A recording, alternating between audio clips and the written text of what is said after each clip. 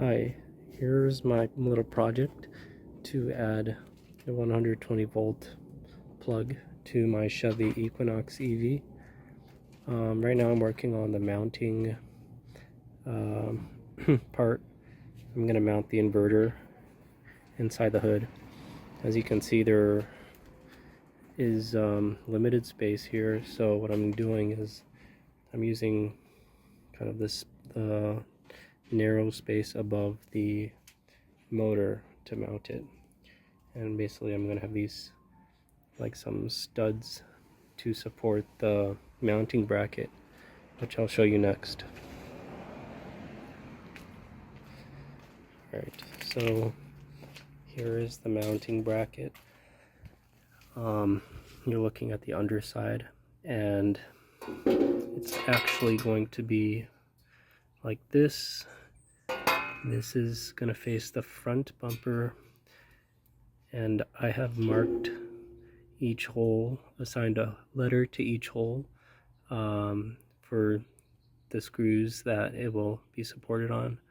So in all there will be A through H, which I think is like, yeah, it's 8 screws. So this is going to be supported by the screws, and this box is going to rest on top of this, and this box will contain the inverter. As you can see, the box is just steel. It has some ventilation. This is going to be the back to vent the inverter. There are some holes for the wires to come out of, and here are the wires. These will hook up to the 12 volt battery, which is in the car, and so those are what 2 holes are for, and the third hole is for the 120 volt output from the inverter that's eventually gonna wind its way to the back of the car. Alright, that's my progress update. Bye.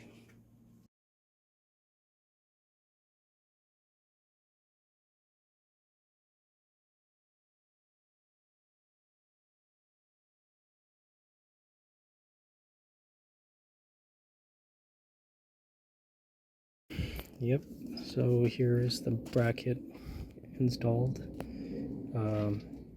It was kind of difficult getting tightening it, securing this bracket from underneath, because there's some nuts underneath and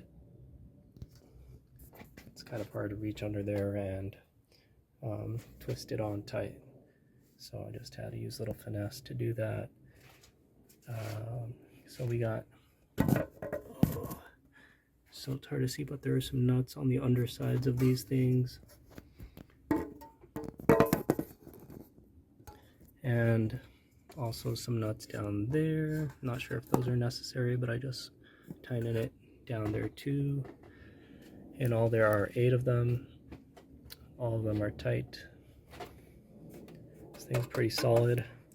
You'll notice there is a little overhang here, and on this part there weren't any mounting places for the studs, so there is a little give here if you really press down on it, but this part is solid, so I'm not too worried about that. There's also, maybe there's like about 2 inches of overhang from the screw that's closest to the edge. You'll notice there's kind of a gap here, and that's alright because the inverter is going to be like from here to here, and then this is where all the wires are going to connect to the terminals. Yeah, so there shouldn't be much weight over here. This will be bearing most of the weight. And speaking about weight, it won't be long before we install this box on top of the bracket.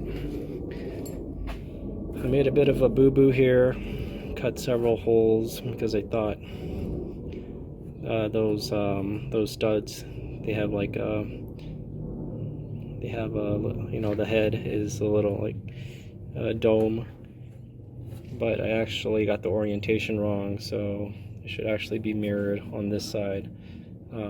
So for now, just gonna say these are like drainage holes. And as for the screws, it's all right. I've noticed that. Well, yeah, we'll see. See, the wires are going to be running underneath it. There's a little, like, some legs here that raise it off the ground just enough for these wires to go underneath it, so it'll look pretty clean once it's in there. Eventually all these wires are going to come out through one of these outlets. These are made out of, what do you call this thing? Silicone. And it's going to prevent any damage to the wire sheathing when it comes out of this box. So I imagine the big ones, the 1-0 gauge wires, are going to go through the bottom and top. The small one will pass the 120 volt circuit out, as well as this thing. This is to the inverter's remote switch. So I don't even know if I'm even going to use that, but I'm just going to do it anyway in case I find a place to put that remote in the future. So okay, all right, bye.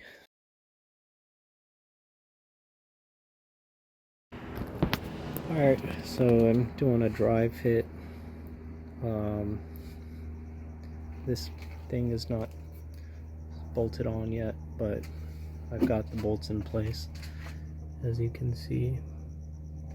Actually, it's kind of hard to see, but I got one stud here, connecting the box to the bracket, and one stud connecting the box to the inverter. So 4 studs, 1 in each corner. One right here, one right here, one back there, and 4 studs to connect this inverter to the box. And this is what it's going to look like. You can see there is not much movement. It's pretty solid, but I'm not going to mess with it. That's the front. There is so little clearance here, but should be enough because, well, it's not going to be possible to fit a plug in here after this is installed, so I'm probably going to just plug one in and then stuff the cable in here in case I need to do that. But it's possible to reach the switch, which is probably good enough as well. I'm gonna have to install this. These are the hardwired circuit here. There's a load, neutral, and ground, so 3 wires, and since it's 3 wires, individual wires, they should be flexible enough to get in this tiny space and route around here. So that's all.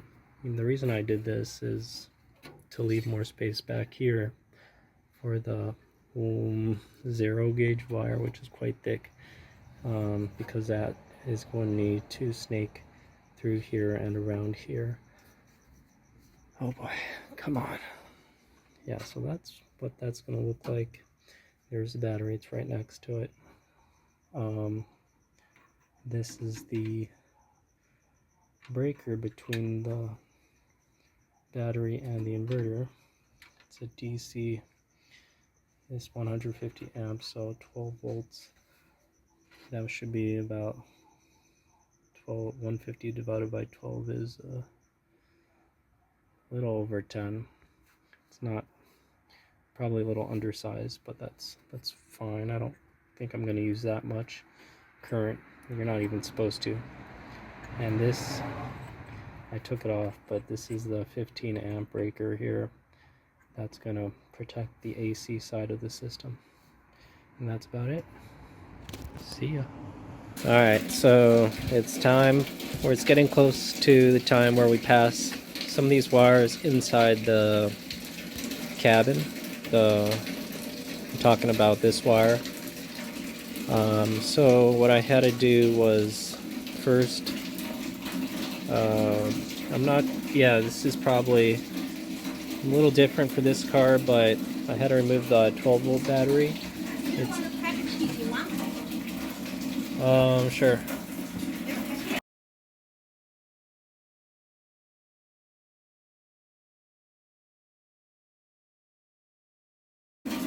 Okay, so I'm about to pull the wire through the inside of the car. To do that, so it's this wire, this is the 120 volt wire. I had to take the 12 volt battery out to get a little more access to the back of the hood there. It's kind of hard to see, but luckily there is a grommet like right behind the battery, and that grommet actually here. Yeah, so here, this is easier to see. So there's the grommet, and I'm really glad it was, well, I'm pretty sure it's probably like this on a lot of cars, but I thought this bucket here was going to prevent me from, make it really hard to pull a wire through or something, but it's right there, so that little, that hole there, the cavity in that grommet is actually a pass-through point for wires, so it's designed to make it easier to pass through wires without, damaging the grommet itself, which is designed to kind of separate the outside from the inside of the car. So that's what I'm gonna do, and the plan is to go inside the car, make a little hole just big enough for the wire, and pass like fish tape through until I reach a point where I can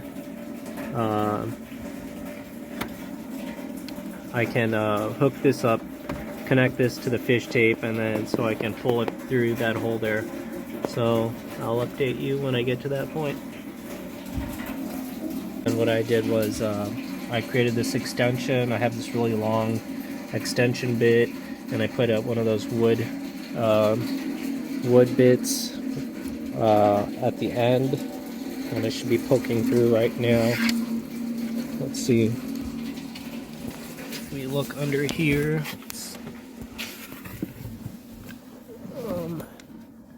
yeah, you should be able to see it poking. That red glint right there, that's the, there it is. Yeah, that's the end of the wood drill bit. So I've got it through, and I'm gonna kind of tie the wire to the end of the extension bit, and so I can hopefully just pull it straight through without too much of an issue. So wish me luck. I also think I'm gonna maybe grease this up a bit so it slides through that hole I just made, hopefully easily. Alright, so I'm happy to report that I was able to get the wire through. Let's see if try to get a shot of that. There, you see it's going through. With a little resistance, but not too much. And so I cut this this was attached to this, which I used to initially thread the wire through the hole. So this part was the red part you saw earlier. On the other end, it was taped here, you could see. And once I got it through, I just snipped that off and I just pulled the orange wire through. So yeah,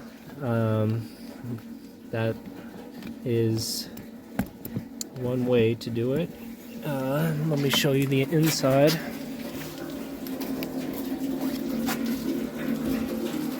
Okay, so I left a little slack, not much, maybe not as much as I should have, but I think it has to loop around the battery case because it's kind of trapped in between here. So alright, right now I'm in the process of passing the power cord from the front of the cabin to the hatch, which is where the power outlet will be installed. Kind of I opted to not, well, I try to take this off, but it's really difficult, and I felt like I would have broken something. But not to worry, it is possible to get this wire through here without completely disassembling the trim. For example, the first part, I was able to drop that wire down here, this crevice, and I got it poking over here, and I could lift this part up a little, and with the help of like a coat hanger hook, I was able to kind of snatch it and draw it closer to me. And here's my progress so far. Able to get it over here. As you can see, I'm lifting parts of the trim.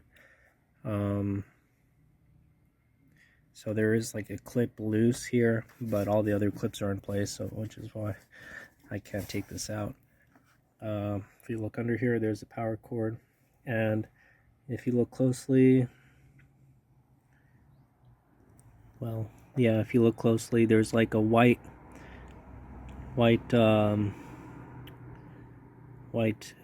painted metal, a coat hanger. Okay, it's a coat hanger right there that I passed through from back there, and my plan is to use that as like a fish tape to pull this wire to the rear, because luckily under here there's quite a lot of space.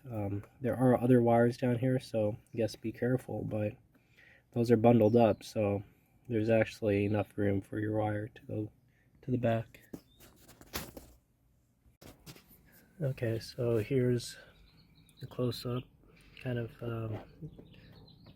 what you might want to do if you want to fish the power cord underneath the trim pieces.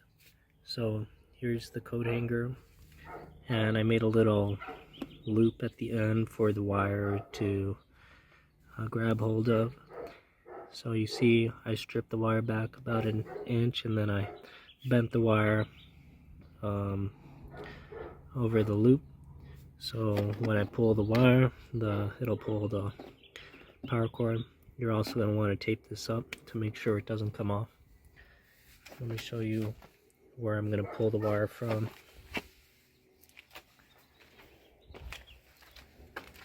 Okay, so here's where I want to pull the wire from. Got a nice handle here.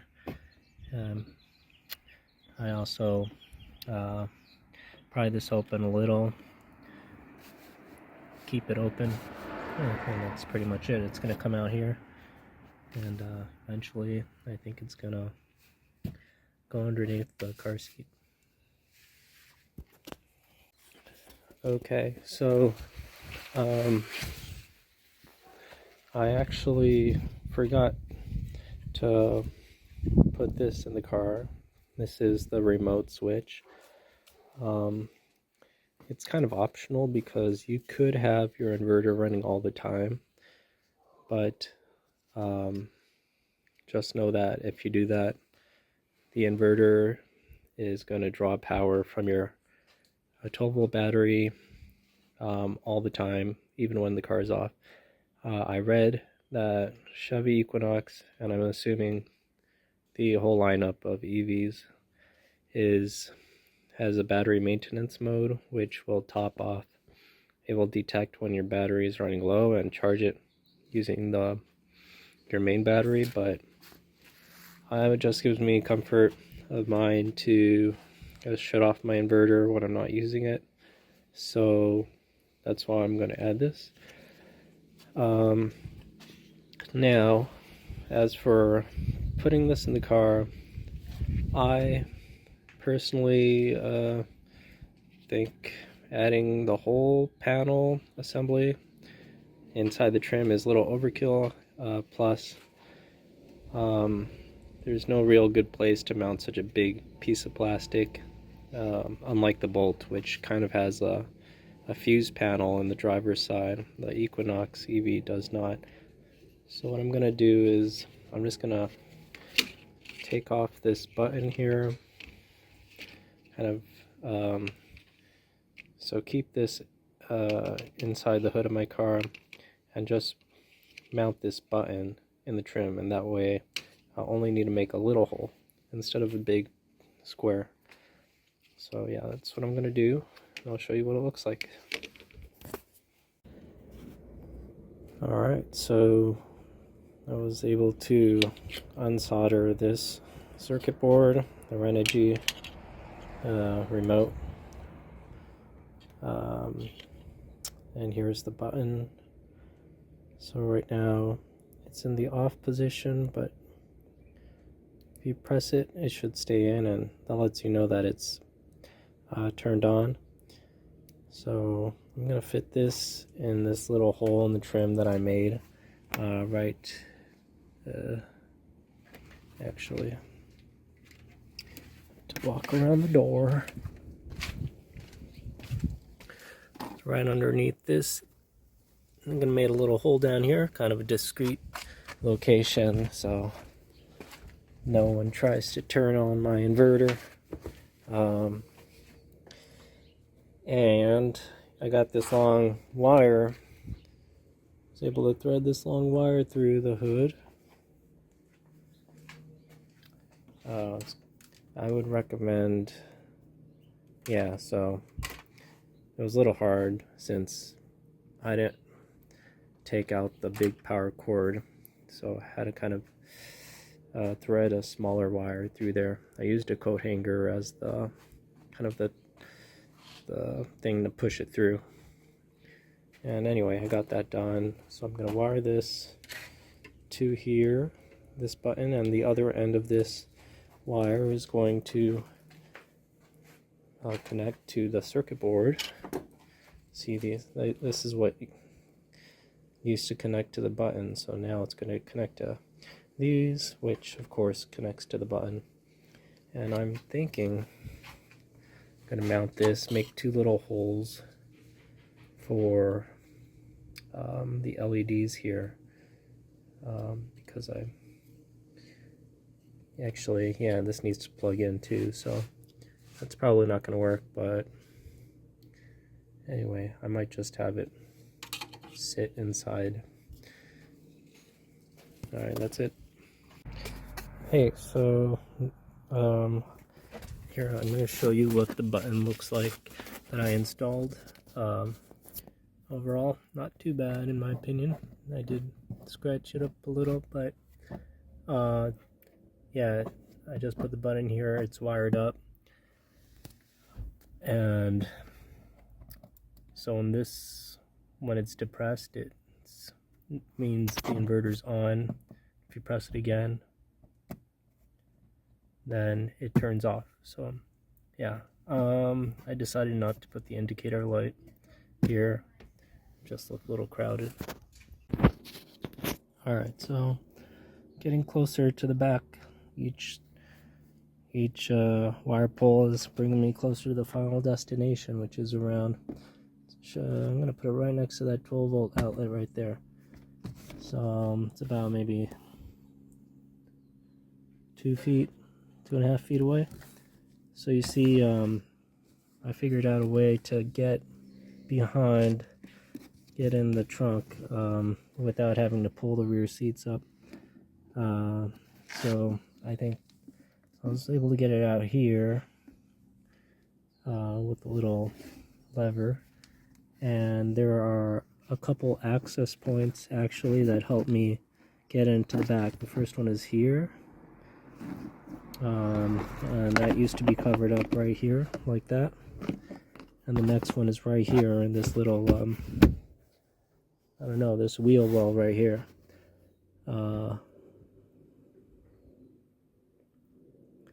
Okay, and yeah, eventually I'm gonna get it back there.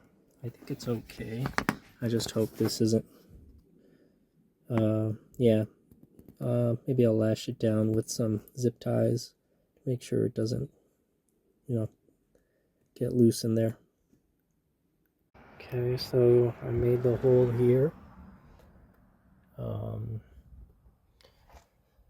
And I passed the wire from there to here using the straight piece of wire.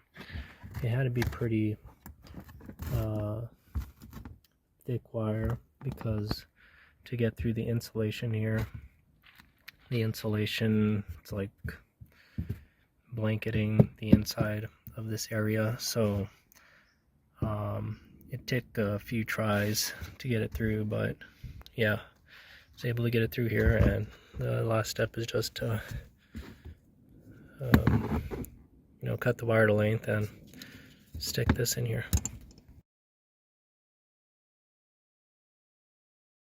Alright, so here's what the final install looks like.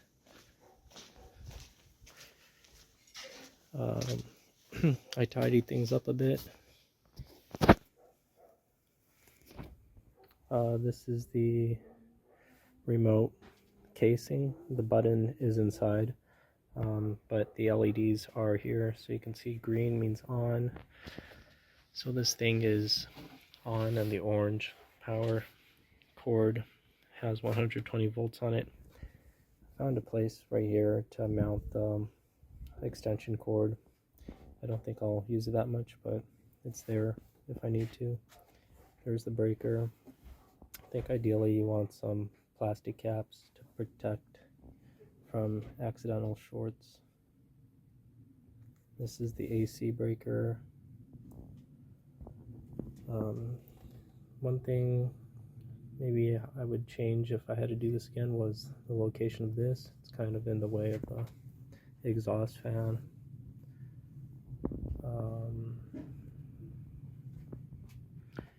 Let's see, also I had to take off the bracket on top of the battery because there wasn't enough space with the addition of these battery cables. So I'm not sure if I'll add that back in the future. I'll take you to the back.